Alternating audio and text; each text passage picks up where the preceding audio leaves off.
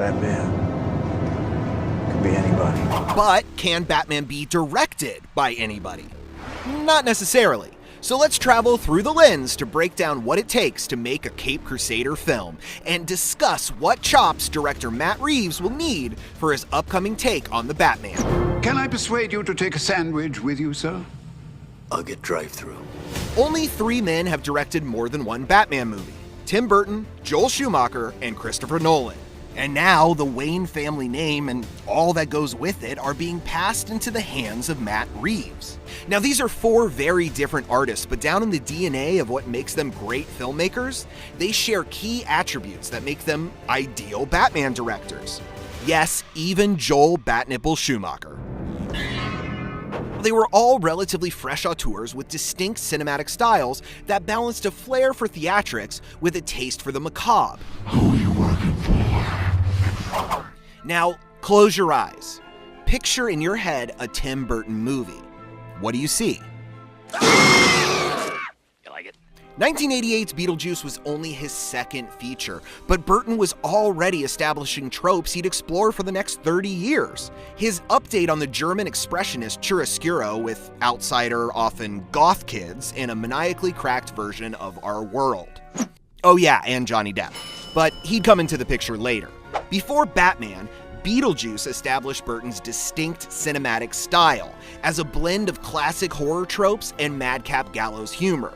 And this blend, Burton's blend, was perfect for Batman films that relied heavily on captivating, larger-than-life villains like the Joker. I like him already. He doubled down on Batman Returns with 2 villains, Catwoman and the Penguin. And Joel Schumacher, the director who'd take Bruce Wayne off of Burton's hands, would triple and quadruple down with his sequels in the way that only he could. Schumacher's frenetic style led to a hugely successful run of music video directing gigs, and films like Flatliners and The Lost Boys showcased his dueling love for Chicago's Gothic architecture and fog machines. These grandiose instincts resulted in a neon Gotham that perhaps tipped too far into the Sin City territory, but still felt like Tim Burton. What's wrong? All hopped up on Mountain Dew. Joygasm! From his background in designing sets and costumes, Schumacher became a master of visual design, and he expanded the world of Gotham with huge sets, gadgets, vehicles, and of course, toys. Figures and vehicles sold separately.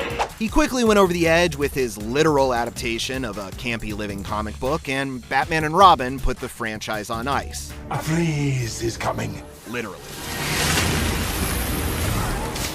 Christopher Nolan blew our minds backwards with 2000's Memento and tamed 2 screen legends in the sleepless thriller Insomnia. But it was 2005's Batman Begins that the auteur would reveal the extent of his prowess. Nolan completely changed the superhero's trajectory by grounding the genre in realism. Where are you? Here.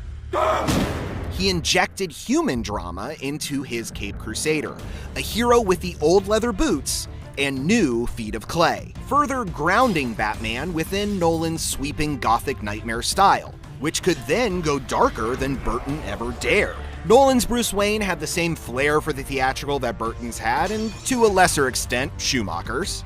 And every Batman, including Zack Snyder and Joss Whedon's one-off iterations, have been grounded by a common trait, a dark past born in vengeance. These directors have all shown a taste for the macabre beyond their Batman films, and newcomer Matt Reeves is no different.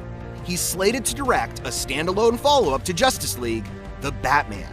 And although no one has been confirmed to play the Bat, Matt Reeves has been tied to the project for some time. Reeves is a TV vet and a partner in crime of J.J. Abrams. On the big screen, his first-person thriller, Cloverfield, launched a horror sci-fi franchise, while he was resparking an old one.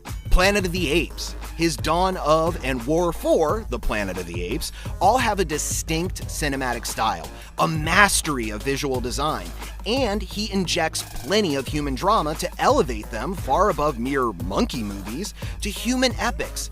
The Batman could be the stage for Reeves to pull out all the stops, just like Burton, Schumacher, and Nolan did before him, to show off his virtuoso skills in balancing the light and the dark, the real and the fantastical, the theatrical wave of a cape with a macabre tale of revenge. So, how do you think Matt Reeves will do? Add the Batman to your watch list so you never miss an update.